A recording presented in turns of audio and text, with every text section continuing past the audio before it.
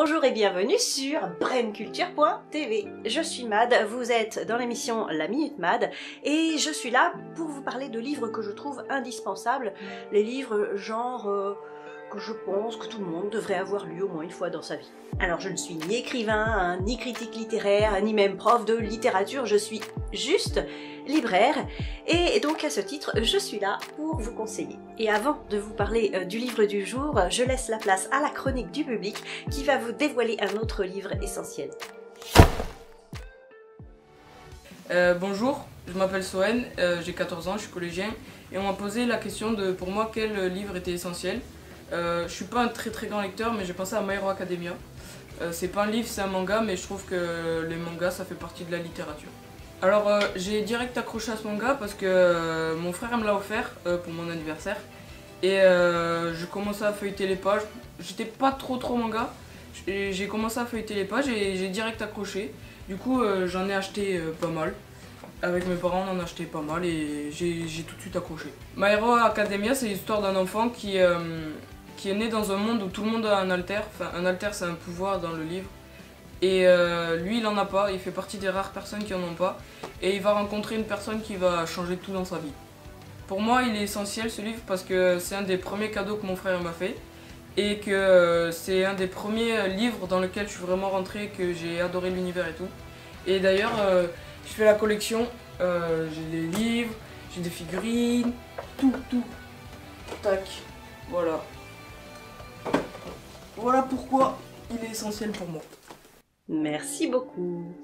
Et moi, aujourd'hui, je vais vous parler du fameux roman dystopique de George Orwell, écrit un peu après la Seconde Guerre mondiale, 1984. Alors, qu'est-ce que je vais bien pouvoir vous dire qui n'a pas déjà été dit sur ce roman? Eh bien, rien, puisque tout a déjà dû être dit sur ce livre, surtout ces dernières années. Mais je ne pouvais pas ne pas vous en parler. Je l'ai lu une première fois il y a à peu près 30 ans. Oh my god! 30 ans, et il m'avait laissé une impression comme si l'encre qui est remaniée et effacée dans ce roman s'était déposée sur moi et y avait laissé une empreinte lugubre. Et puis je l'ai relu il y a quelques années et plus le temps passe, plus j'ai l'impression que ce roman qui était dystopique devient réaliste. Alors de quoi parle-t-il? Eh bien comme personnage principal nous avons Winston qui travaille au parti, un régime totalitaire, et son travail consiste en l'effacement des informations qui pourraient nuire au parti ou le contredire, remanier l'histoire quoi.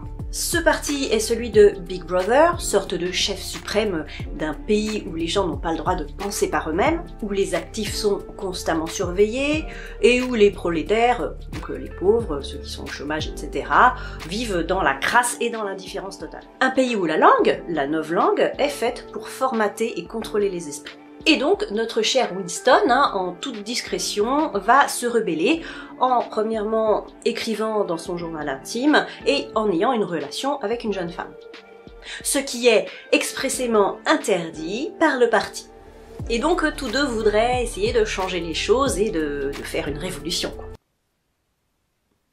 Vont-ils y arriver? À votre avis? Alors tout ce que je peux vous dire, c'est que ce n'est pas un livre qui finit bien, ce n'est pas un livre fait pour vous sentir mieux, à la feel good, pas du tout. Mais c'est un livre qui vous fera réfléchir sur tellement de choses, sur rien que la société dans laquelle on vit, notre liberté d'expression, chérie, aussi, la façon dont on peut nous manipuler et tuer dans l'œuf toute éventuelle et potentielle idée de révolution et de contestation. Notre mémoire et cette capacité inouïe qu'on a à oublier les choses qui viennent de se passer. Parce que oui, on est comme ça.